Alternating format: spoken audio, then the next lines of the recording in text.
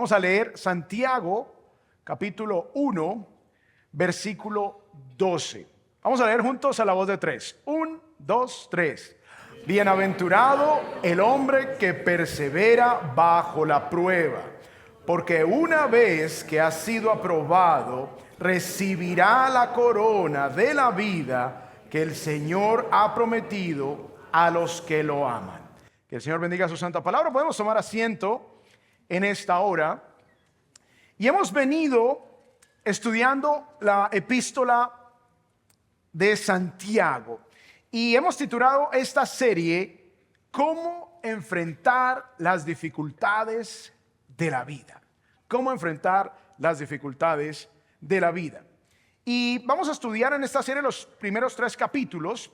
Y ya vimos 3 mensajes. En el primer mensaje vimos que necesitamos de Jesús para enfrentar las necesidades de esta vida. En el segundo mensaje vimos que necesitamos sabiduría para enfrentar las dificultades de esta vida.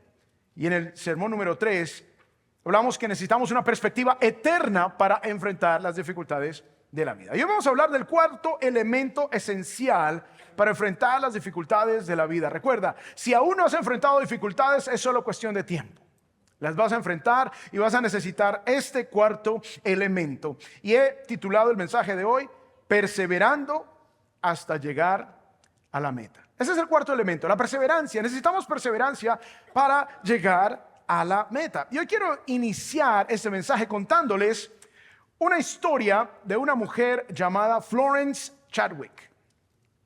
Ella fue la primera mujer en nadar el Canal de la Mancha entre Francia e Inglaterra, ida y vuelta, imagínense. Tremenda mujer. El 4 de julio de 1951, ella intentó nadar desde la isla Catalina hasta la costa de California. Ahora, el reto no era tanto la distancia en esta oportunidad, sino las heladas aguas del Pacífico. Ese era el mayor reto. Ahora, lo que hizo las cosas más complicadas para Florence era que había una densa niebla. Había una tremenda niebla ese día en todo el área y Florence no podía ver la costa. Y ya después de estar nadando en esas congeladas aguas por más de 15 horas, no veía la meta y entró en desesperación. No veía la meta y entró en angustia. Y obviamente había un bote que siempre la estaba acompañando por seguridad. Y Florence dijo, no voy más. Se subió al bote. Luego ella le dijo a un reportero, no es por justificarme, pero si tan solo hubiese podido ver la costa, yo lo hubiera logrado. Ahora, esta perseverante mujer no se dio por vencida. Resulta que una vez más dijo, voy a intentarlo una segunda vez. Así que llegó el día en donde intentó de nuevo ese mismo reto. Y de nuevo la densa neblina estaba cubriendo todo el área. Ella no lograba ver la meta. Ella no lograba ver la costa. Otra vez se encontraba en la misma situación. Así que Florence se recordó a sí misma constantemente que la meta estaba allí nomás, aunque ella no la pudiese ver. No iba a permitir que la densa niebla le quitara la victoria. Así que ella nadó con perseverancia y logró llegar hasta la costa. Esa certeza, esa claridad la llevaron a nadar con valentía y perseverancia hasta que logró su meta. Ahora, de hecho, no solamente ella logró la meta, no solamente logró llegar a la costa, sino que rompió el récord masculino por más de 2 horas. Las mujeres son fuertes, ¿no? ¿Cuántas dicen amén? Permítame traer esta historia a la enseñanza de hoy, porque esta es una ilustración de nuestra experiencia con Dios. Nosotros vamos por la vida y como no tenemos las metas correctas o no las vemos, no perseveramos en nuestro caminar con Dios.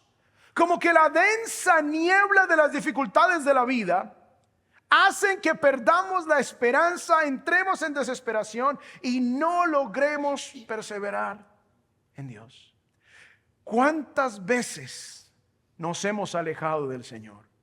¿Cuántas veces hemos dicho, no, no puedo más, voy a hacer las cosas a mi manera? ¿Cuántas veces hemos perdido esa esperanza? Porque no tenemos unas metas claramente definidas. No sabemos hacia dónde vamos.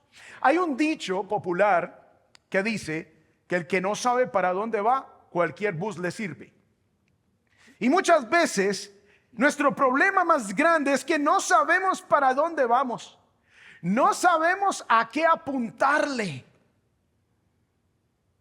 O a veces tenemos las metas equivocadas y por eso terminamos en los problemas que terminamos. Llegamos a los puntos equivocados en la vida. Por eso nos quedamos por el camino. Por eso no perseveramos. Hoy quiero compartir con ustedes la idea principal de este mensaje, la cual es: las metas claras nos llevan a perseverar hasta el final. Las metas claras nos llevan a perseverar hasta el final. Ahora tú te estarás preguntando, bueno, pero ¿qué tienen que ver las metas de mi vida con mi perseverancia? ¿Cuál es la relación entre las metas correctas y mi caminar con Dios? ¿Cuáles serían algunas de esas metas que debo yo ponerme en mi vida? Bueno, estas son algunas de las preguntas que vamos a resolver hoy a la luz de Santiago, capítulo 1, versículos 12 al 18. Y hoy quiero compartir con ustedes cuatro metas que nos van a ayudar a perseverar en medio de las dificultades. Cuatro metas que debemos tener claramente identificadas. Así que saquen sus apuntes, por favor. Y el punto número 1 es la meta de la madurez. La meta de la madurez. Esa debe ser una meta importante en nuestra vida. Aunque nuestro enfoque hoy son los versículos 12 al 18, vamos a retroceder un poquito a los versículos 2 al 4, que nos hablan también de la perseverancia. Y hay un punto importante aquí. Dice el versículo 2, o los versículos 2 y 3. Tengan por sumo gozo un mandamiento. Está en modo imperativo. Tengan por sumo gozo. Es un mandamiento. Gócense, hermanos míos. Hermanos míos hace referencia a los creyentes, por eso necesitamos a Jesús. Cuando se hallen en diversas pruebas, o sea, el que está en Jesús tiene la posibilidad de hallar gozo cuando esté pasando por diversas pruebas, sabiendo. Aquí viene la clave. ¿Cómo me puedo yo gozar de las cosas difíciles de la vida? Imposible. Pero si yo sé algo, me puedo gozar en ese conocimiento. Dice, sabiendo que la prueba de su fe produce perseverancia. O sea, yo me puedo gozar en que en Jesús las dificultades de la vida, los retos de la vida no son desperdiciados, sino que son oportunidades para que yo madure, son oportunidades para que yo desarrolle perseverancia, para que yo desarrolle la capacidad de soportar las dificultades, para que yo no salga corriendo como gallina sin cabeza, buscando hacerlo más rápido, la salida más fácil a mis problemas, metiéndome en más problemas, sino que Dios usa las dificultades de la vida cuando estamos en Él para formar el carácter en nosotros, para ayudarnos a madurar. Así que nosotros podemos entonces buscar en medio de las dificultades la meta de la madurez. Ahora, la perseverancia la podemos definir como la capacidad de soportar las dificultades sin darse por vencido, sin renunciar, sin claudicar. Luego dice el versículo 4, y que la perseverancia, o sea, esa capacidad de soportar, esa longanimidad, y que la perseverancia tenga su perfecto resultado para que sean perfectos. La palabra perfectos aquí, en el original, recordemos que el Nuevo Testamento fue escrito en griego significa maduros, para que sean maduros, no para que sean libres de todo error o pecado, desde una perspectiva de perfección, en ese aspecto, no, sino para que sean maduros y completos sin que nada les falte. La idea es, la meta es que nosotros seamos maduros. La meta es que seamos completos sin que nada nos falte en nuestro carácter. Es en medio de las pruebas que aprendemos a esperar en Dios. Es en medio de las pruebas que aprendemos a descansar en Él. Es en medio de las pruebas que aprendemos a poner bajo sumisión nuestros deseos propios y nos sujetamos a la voluntad de Dios. Así que la meta es la madurez. Si no tenemos claridad en esta meta en medio de las dificultades, pues vamos a salir corriendo hacer lo que primero nos parece para intentar salir de la meta lo más rápido posible, perdón, de la prueba lo más rápido posible. Pero esa no es la meta. La meta no es salir de la dificultad lo más rápido posible. Por eso el evangelio puro no habla de que lo más importante es que tú seas rico, ni que seas sano, ni que tengas nada de eso. Eso no es lo más importante. Porque ¿de qué te sirve estar sano y rico si tú no amas al Señor, si no has aprendido a depender de Él, si no has madurado en Él, si no has aprendido a confiar en Él? ¿Cómo vas a aprender de que Dios provee si nunca tienes escasez? ¿Cómo vas a aprender que Dios consuela si nunca tienes angustia? ¿Cómo vas a saber que Dios es bueno si nunca experimentas maldad? Es en medio de la prueba que Dios desarrolla esa madurez en nuestras vidas. Así que esa meta debe ser muy clara. Pensémoslo con los hijos. Mi esposa y yo criamos a 2 niñas. Danielita tiene ya 24 años, casada y con un hermosito bebé de 3 meses, que es el primer nieto. Y yo sé que ustedes estarán impresionados porque, pero es un hombre tan joven, ¿cómo así que ya abuelito? Pero así es la vida. Así es la bondad de Dios. Y tenemos otra niña de 21 años. Así que criamos a nuestras 2 hijas. Y yo me imagino que la mayoría de los que han criado hijos o están criando hijos hacen lo mismo. La meta no es solucionarle todos los problemas. La meta no es darle todo lo que pidan. La meta no es evitarle todas las angustias de la vida. No, esa no es la meta. La meta es que maduren. La meta es que aprendan. La meta es que crezcan.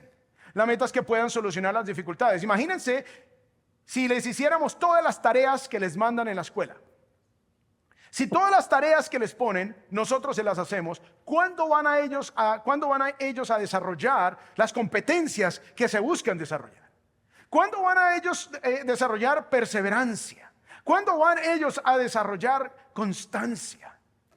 Cuando viene la frustración, uno que les está diciendo a los hijos, no, tú puedes, dale, hazlo de esta manera, pruébalo de esta otra manera.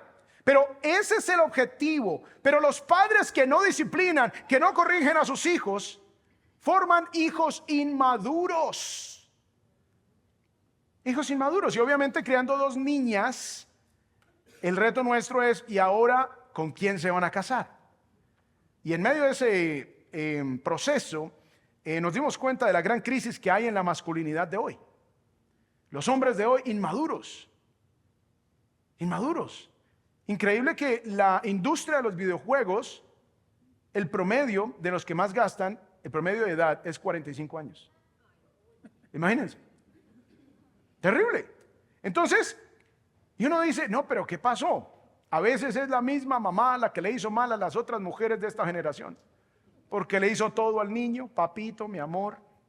Y papito y mi amor tiene 35 y todavía ahí, levantándose tarde, jugando y no trabajando. Nosotros queremos que nuestros hijos maduren en cada etapa. Nosotros queremos que ellos aprendan a navegar las dificultades, las luchas de la vida, porque así se forman hijos maduros. De la misma manera Dios. Si el propósito de Dios fuera que nosotros no pasáramos ninguna angustia, ningún dolor, ninguna dificultad, nada en absoluto, pues Dios simplemente hubiese pasado por alto el pecado de Adán y Eva y deja el mundo perfecto como está. Pero como ese no es el objetivo de Dios, el objetivo de Dios es que nosotros aprendamos, es que nosotros maduremos, es que nosotros crezcamos, que busquemos su sabiduría, que dependamos de Él, que imitemos cada vez más su carácter. Así que nuestra meta en la vida incluya madurar en Dios.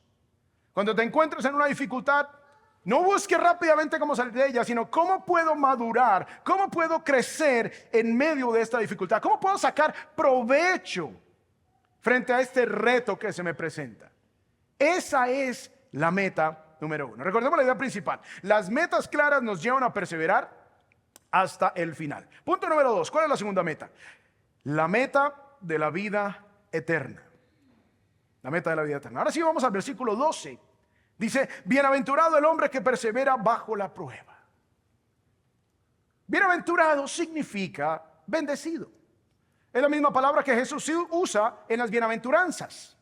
O sea, bendecido significa privilegiado, significa afortunado, significa pleno, significa satisfecho, significa gozoso, significa alegre. O sea, hay una bendición, hay un estado de bendición para la persona que persevera bajo la prueba, que no se rinde, que no se da por vencida. Algunas traducciones de la Biblia traducen la palabra prueba como tentación. La idea es resistir la prueba, la dificultad, la tentación o lo que venga que es difícil, porque hay una bendición. Hay una bendición. Y luego Santiago nos continúa diciendo allí en el versículo 12, ¿cuál es la meta final? Dice, bienaventurado el hombre que persevera bajo la prueba, porque una vez que ha sido aprobado, una vez que ha pasado la prueba, una vez que ha logrado la victoria, recibirá algo.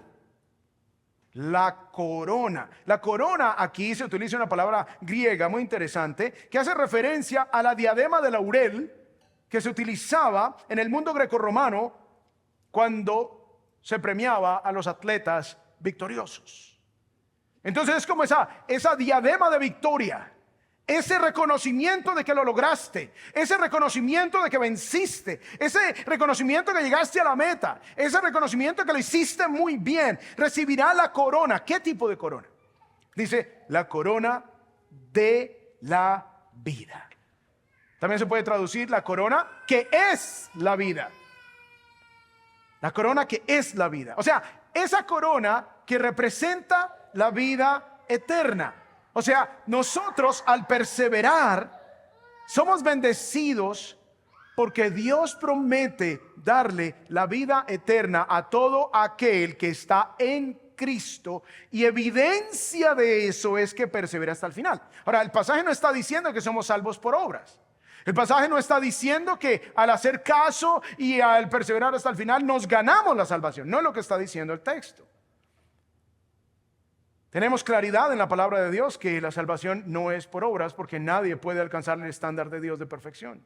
Necesitamos que Dios en su gracia nos justifique, nos declare justos a través de su Hijo Jesús, quien muere en nuestro lugar pagando por nuestros pecados. Y entonces cuando yo entrego mi vida a Jesús, la justicia de Cristo me es abonada y mi pobreza espiritual desaparece y mis cuentas con Dios quedan saldadas y yo quedo restaurado con Dios, delante de Dios, restaurado en mi relación con Dios. Así que aquí no está diciendo Santiago que si tú haces caso, si tú perseveras hasta el final, entonces te la ganas. ¿Te ganaste la salvación? No. ¿Te ganaste la vida eterna? No. Lo único que está diciendo aquí es que si tú perseveras, das evidencia de que tenías a Jesús en tu vida. La perseverancia es la evidencia de la salvación. Las buenas obras son la evidencia de la salvación, no son el requisito de la salvación. Es precisamente la evidencia. Recibirás la corona de vida que el Señor ha prometido, y miren la clave, a los que le aman. Si tú no estás en una relación con Dios a través de su único Hijo, el único que murió por ti, nadie más murió por ti, Jesús murió por ti.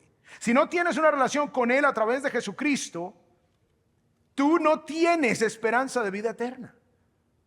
Y yo no sé ustedes, pero yo sí quiero una vida diferente a esta, donde ya no haya pecado, donde ya no haya maldad, donde yo ya pueda disfrutar del Señor plenamente.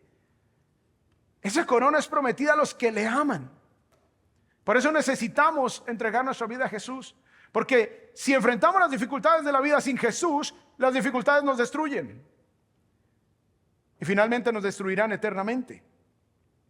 La soledad, la falta de significado, la absoluta insatisfacción de la vida son los resultados de vivir una vida sin Dios. La diferencia entre caminar con Cristo y no caminar con Cristo no es que los cristianos no tienen problemas, esa no es la diferencia.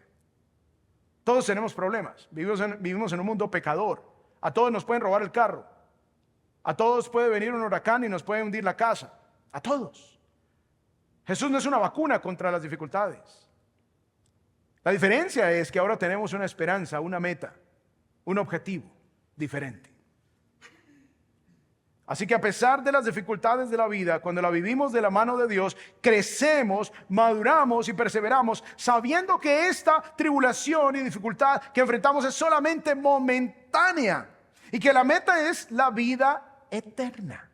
Cuando la difícil carrera de la vida termine, y termina más pronto de lo que uno piensa, imagínense, yo ya es que abuelito, entonces se hará evidente nuestra salvación. Cuando la carrera difícil de la vida termine, entonces será evidente nuestra salvación y recibiremos la corona de la vida. Las pruebas, como habíamos hablado en los mensajes anteriores, por cierto, para que escuchen los mensajes anteriores, vayan a miiglesia.es, esa es nuestra página web, miiglesia.es, y ahí pueden escuchar los otros mensajes. Y hemos hablado que las pruebas dejan ver la fe. ¿En quién está tu fe? ¿O en qué está tu fe? Las pruebas dejan ver en quién hemos puesto nuestra confianza. Y cuando ponemos nuestra confianza en Jesús, las pruebas nos muestran y prueban y purifican nuestra fe. La vida eterna es el cumplimiento definitivo de la promesa divina de salvación a todo aquel que cree. O sea, lo que nos está diciendo Santiago es, miren, a pesar de las dificultades que están experimentando, a pesar de las luchas por las que están atravesando, este no es el fin. Esto es temporal, todo esto va a pasar y vas a tener una vida eterna si estás en Jesús. Tercera meta, la meta de reconocer mi responsabilidad. Esa es la tercera meta, la meta de reconocer mi responsabilidad. En esta sección Santiago resalta la absoluta responsabilidad individual del ser humano de dar una respuesta apropiada frente a las pruebas y las tentaciones. Una de las tentaciones más comunes cuando enfrentamos dificultades es culpar a los demás. Y a todos nos pasa, desde el jardín del Edén, desde el inicio de la creación. Después de que Adán y Eva pecaron, Dios llamó a Adán. Y Dios le preguntó si había comido del árbol del bien y del mal que él le había prohibido que comiera. La respuesta de Adán fue: la mujer que me diste por compañera me dio del árbol. Le echó la culpa a Dios. Pues sí, Señor, si tú no me hubieses dado una mujer rebelde como ella, pues yo estaría bien. Y luego, y además, esta mujer fue la que me dio. Yo estaba lo más de juicioso y esta mujer vino y me dio del fruto que tú habías prohibido. Es una respuesta muy familiar, ¿no? Adán fue rápido para encontrar culpables. Primero culpó a Dios por haberle dado a esa mujer, luego culpa a la mujer. Luego fue el turno de la mujer y Dios le pregunta: ¿qué es lo que has hecho? La respuesta de ella fue: la serpiente me engañó. En este escenario se le echa la culpa a todos los demás, pero nadie reconoce su responsabilidad. Lo más alarmante es que nosotros hacemos lo mismo desde que nacemos. Si ustedes tienen más de un niño, ustedes saben que cuando un niño hace, le echa la culpa al otro, ¿cierto? Hace algo malo, le echa la culpa al otro. Siempre culpamos al tráfico, siempre culpamos al gobierno, culpamos al clima, culpamos al jefe, culpamos al pastor también. El pastor sale a relucir en todas las conversaciones familiares. Culpamos a la iglesia, culpamos a la pareja, culpamos a los hijos, culpamos al diablo. Hay iglesias donde todo es culpa del diablo. Todo es culpa del diablo. Fue el diablo, es un demonio, es no sé qué. Pero aquí Santiago nos dice en el versículo 13, que nadie diga cuando es tentado: soy tentado por Dios. O sea, no le eche la culpa al Señor, porque Dios no puede ser tentado por el mal y él mismo no tienta a nadie. Santiago viene hablando de las pruebas y ahora cambia las tentaciones. ¿Cuál es la diferencia entre una prueba y una tentación? Bueno, por una parte podríamos pensar en las pruebas como situaciones difíciles que nos retan. Y podemos pensar en tentaciones como invitaciones a hacer el mal. Sin embargo, muchas veces la diferencia entre una prueba y una tentación es simplemente la manera como respondemos a ella. Me explico. Si al enfrentar una dificultad respondemos en obediencia al Señor, en sujeción a su palabra, entonces la lucha que enfrentamos es un instrumento que produce fruto espiritual y madurez.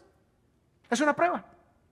Pero si por otra parte respondemos a la misma lucha con rebelión a Dios, culpando a Dios, con arrogancia, con dureza en el corazón, y conscientemente ignoramos lo que Dios dice en su palabra al respecto, entonces esa prueba que pudo ayudarnos a madurar se convierte en una tentación, en una invitación al mal, en la cual hemos caído y hemos permitido que el mal domine nuestra respuesta a la dificultad. Si alguien nos agrede, podemos tomar la justicia en nuestras propias manos y agredir a la persona y hasta matar a la persona. Esa prueba se convirtió en una tentación. Sin embargo, si somos agredidos y dependemos del Espíritu de Dios y recordamos su palabra y recordamos que Dios es soberano y que aunque la persona me esté agrediendo y que haya injusticia, Dios es el juez justo y Dios peleará por mí y no respondo como el mundo espera que yo responda, entonces esa dificultad se convierte en una oportunidad de crecimiento, en una oportunidad de madurez. Así que cada prueba en la vida nos da una oportunidad de tomar una decisión, ya sea someternos a Dios en obediencia, buscando su sabiduría, dependiendo de Él y haciendo lo que a Él le agrada, o ignorando su palabra y despreciando las herramientas que Él nos brinda, como la sabiduría, la instrucción en justicia y todo lo que encontramos en su palabra. Así que la decisión es nuestra cuando nos enfrentamos a una dificultad. Y la decisión que tomemos marca la diferencia, si la circunstancia es una prueba o es una tentación en la que hemos caído. Si estamos buscando satisfacción inmediata o si estamos buscando sabiduría y prudencia. Si simplemente tenemos una reacción emocional o reflexionamos espiritualmente. Y muchas veces justificamos nuestros fracasos culpando a Dios. Dios, ¿por qué me diste esto? Dios, ¿por qué me pasó aquello? Algunos se justifican diciendo: la tentación fue más grande, es culpa de Dios. Dios, ¿por qué permitió que yo fuera tentado más allá de lo que yo puedo resistir? Le atribuyen la maldad que experimentan a Dios. Pero dice aquí Santiago que Dios no puede inducirnos al mal porque su naturaleza no participa de la maldad de ninguna manera. Dios no cede a las invitaciones al mal. Su carácter es santo, su carácter es perfecto y puro. Así que si caíste en la tentación, debes mirar primero si ya entregaste tu vida a Jesús. Si no has entregado tu vida a Jesús, eres esclavo del pecado. Así de sencillo. No tienes de otra. Eres esclavo del pecado. Lo único que puedes hacer es escoger el pecado, pero vas a estar esclavo del pecado. Pero si entregaste tu vida a Jesús, Jesús te ha dado el poder para vencer el pecado y ahora pecas porque quieres, no porque eres esclavo. Dios nos ha dado su palabra precisamente para indicarnos el camino, para decirnos qué hacer cuando enfrentemos pruebas y tentaciones, para que no caigamos en el mal. Entonces Santiago dice: no culpen a Dios. O sea, la meta debe ser reconocer mi responsabilidad. ¿Cuál es mi responsabilidad en todo esto? Porque recordemos, muchas veces estamos en las que estamos como consecuencia de nuestras malas decisiones. Dios no tiene nada que ver ahí. También experimentamos dificultades porque vivimos en un mundo pecador.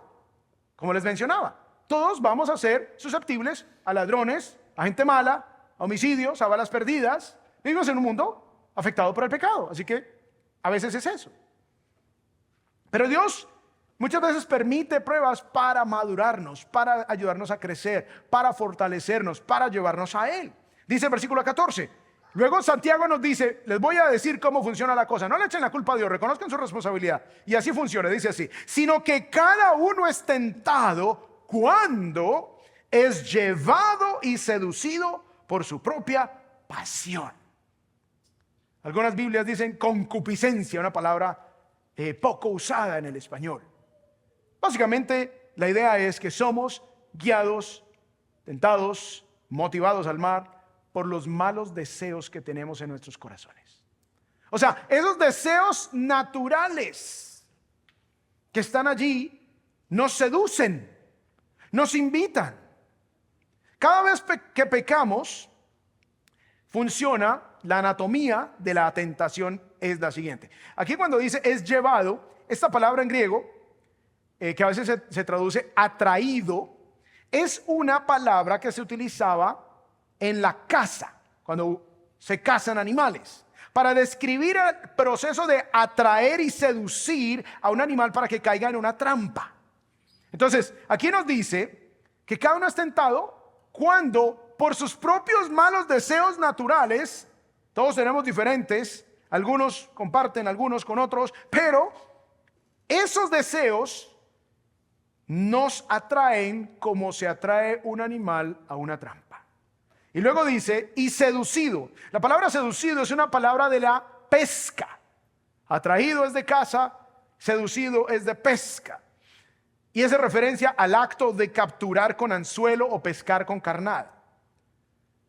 Uno de los aspectos más importantes de la pesca es el buen manejo de la carnada, ¿no es así? Ustedes pueden tener el más fino y sofisticado equipo de pesca. Podemos lanzar con gran habilidad el anzuelo, con gran fuerza. Podemos tener un bote de 10 millones de dólares para pescar. Pero si no sabemos escoger la carnada, difícilmente pescaremos alguna cosa. Ahora, yo he intentado pescar un par de veces y yo ni con carnada buena pesco. Pero dependiendo del tipo de pescado que se quiera atrapar, se escoge la carnada, ya que hay un instinto natural en cada tipo de pescado. Hay ciertas cosas que les atrae a cada diferente especie de pescado. Cualquier pedazo de carne sangriento atraerá a un tiburón o a una piraña. Pero hay otros peces que no les gusta la carne sangrienta, les gustan de repente los camarones o otro tipo de animal marino. Así que cuando un pez ve que de repente aparece en frente de él su platillo preferido, tiene dos opciones: quedarse oculto y seguro, o arriesgarse y comer lo que le promete fácil gratificación para saciar sus necesidades y sus instintos básicos. Santiago nos dice, mire, así es como funciona. No le ande echando la culpa a Dios, no le ande echando la culpa a los demás. La meta debe ser, en medio de la dificultad, mire cuál es su responsabilidad en todo esto. Ahora, no es simplemente para darnos látigo, oh sí, terrible, malísimo. Es reconocer, es arrepentirnos y es hacer ajustes para no hacer lo mismo. Ahora, el trabajo de Satanás es ofrecernos en este mundo una gran variedad de carnadas con la idea de gratificación instantánea, satisfacción instantánea, ganancia instantánea. Y en diferentes áreas caemos redonditos. No sé si ustedes han visto en internet ofertas de trabajo que ya, mejor dicho, en una semana usted se va a ganar $200,000. Y la gente hace clic y quieren ganar rápido y quieren todo eso rapidísimo. Entonces nuestra concupiscencia, que es el deseo natural por el pecado, es lo que nos puede llevar a caer en la trampa. Somos propensos porque tenemos una naturaleza pecaminosa. Entonces se nos pone la carnada que nos seduce, nos atrae a la trampa. Todo es provisto para que caigamos, todo. Primero existe el deseo natural al mal que todos tenemos. Luego, esa autogratificación egoísta que todos buscamos. Segundo, el diablo con su sistema mundano nos lanza los anzuelos con jugosas carnadas muy apetecibles a nuestras concupiscencias o a nuestros propios malos deseos. Para algunas personas será las drogas, la lascivia, la lujuria, la avaricia, la ira. Pero lo que tenemos que entender aquí es, debemos reconocer nuestra responsabilidad. Esa es la meta. Porque si no podemos caer simplemente en el estado de que soy la víctima y pobrecito yo, y no crezco. Si no reconozco lo que yo hice. Con mi esposa, a medida que crecían las niñas, cuando habían dificultades y cuando había que arrepentirse, siempre preguntábamos, cuando decía, ¿me perdonas por qué? ¿Por qué te perdono? ¿Qué pasa? ¿Qué hiciste? Reconoce, identifica con claridad cuál es tu responsabilidad. No es simplemente ahí decir, ay, perdón por cualquier cosa. No, ¿qué hiciste? Entonces la meta debe ser reconocer la responsabilidad. Debo dejar de culpar a otros, pensar que nosotros no tenemos responsabilidad alguna en las dificultades por las que estamos pasando. A veces no, pero muy rara vez. A veces son cosas que salen de nuestro control, pero por lo general hemos participado. Versículo 15. Después dice, cuando la pasión ha concebido, cuando ese deseo de maldad ha concebido, dice, listo, lo voy a hacer. Da a luz el pecado. Y cuando el pecado es consumado, engendra la muerte.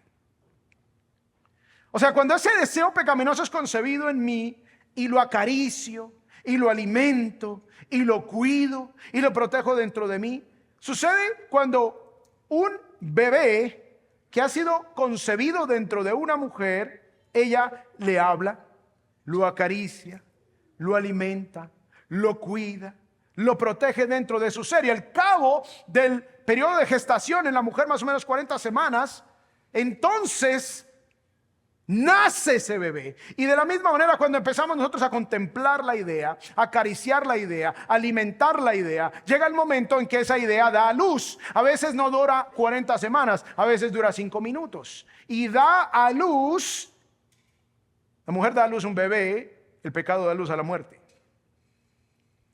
Adicionalmente, así como un bebé al pasar días en la casa, y lo experimentamos, ayer estábamos allí en Charlotte visitando a nuestra hija y a nuestro nieto, y así mismo sucede, empieza el niño a tomar un espacio, empieza a girar todo en torno de ese bebé, empieza a tomar un espacio cada vez más grande, especial y un poderoso rol dentro de la familia. Produce mucha alegría, mucha bendición. Pero el pecado consumado se muda a nuestra vida de tal manera que absorbe absolutamente todo en nosotros. Y aunque Dios nos perdona, las consecuencias siguen vigentes. Y si consideráramos a plenitud las consecuencias de lo que vamos a hacer, pues no lo haríamos.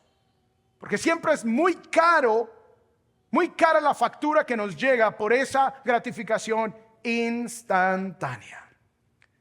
Pero cuando mi meta es reconocer mi responsabilidad, entonces voy a responder de una manera muy diferente a las dificultades. Ya no voy a decir fue el diablo.